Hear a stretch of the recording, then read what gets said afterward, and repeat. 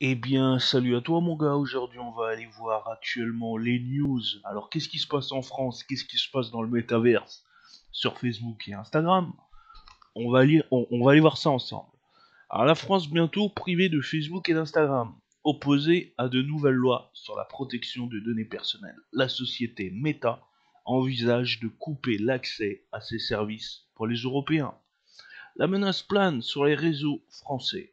Géant du numérique, la société Meta de Mark Zuckerberg, son blaze il est imprononçable, qui comprend les réseaux sociaux Facebook et Instagram, ainsi que les messageries WhatsApp et Messenger, s'est dit inquiète d'un probable durcissement du règlement général sur la protection des données personnelles et menace donc de fermer l'accès à tous ces services en Europe dans un document relayé par je ne dis pas les sources, parce qu'en fait, c'est des médias que je ne valide pas ghetto, c'est des médias propagande, et jamais, au grand jamais, je donnerai le nom. Alors là, c'est bon, on a enlevé ça, ok, nickel.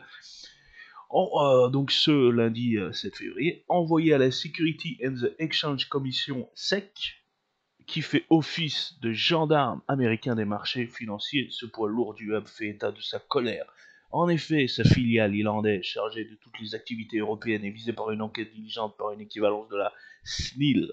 Les conclusions de cette enquête devraient être connues prochainement, au cours de la moitié de l'année 2022.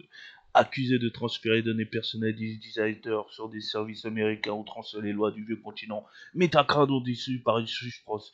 Oh là là, il faut que j'articule. Donc alors, les gars, on arrive. euh, Ça ne m'étonne pas. Ça ne m'étonne pas qu'on ait des restrictions, qu'on ait des fermetures, qu'on ait des États qui s'opposent. Regardez, la Chine, ils ont carrément interdit TikTok. Et ils ont raison. Ils ont raison. Si vous laissez ce genre de réseau social à vos petits, à vos plus bas âges, regardez ce qu'ils voient. Regardez le nombre de cochonneries qu'ils voient à longueur de journée. Pliées sur leur écran. Esclavagés dessus. Et le plus dangereux, c'est qu'ils se rendent pas compte à quel point c'est nocif et dangereux. Ils sont tellement dedans, ils sont tellement à fond dedans. Moi, j'ai un bigot, j'ai un smartphone. Alors, mon procédé, c'est quoi? J'utilise des vieux bigots. SMS, appels. Ouais, ça suffit amplement. Ça suffit amplement. On a voulu aller trop loin. On a voulu utiliser le téléphone pour faire ses courses, pour faire ses achats, pour faire du cam, pour faire du Tinder, pour faire du ceci. Au final, le téléphone, on a consacré toute sa vie privée à l'intérieur. En plus que c'est un mouchard. Vous vous rendez compte? Et vous avez fait ça, le cœur ouvert, les bras ouverts. Comme si c'était c'est normal, mon gars, c'est normal. Non, c'est pas normal. Donc la cyberconnexion, tout ça, le métaverse, on y arrive à grands pas.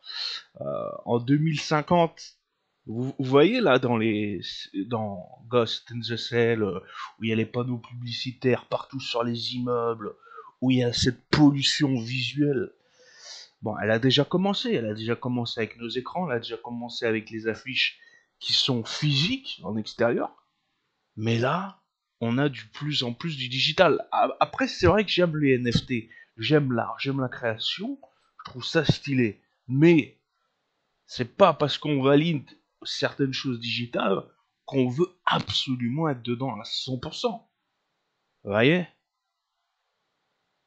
Donc il y a du pour, il y a du contre. Mais il y a surtout beaucoup de contre.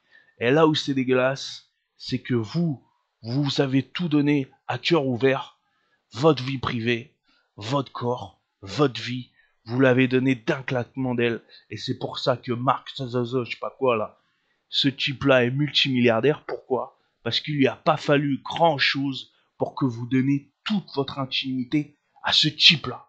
Réfléchissez bien à ça.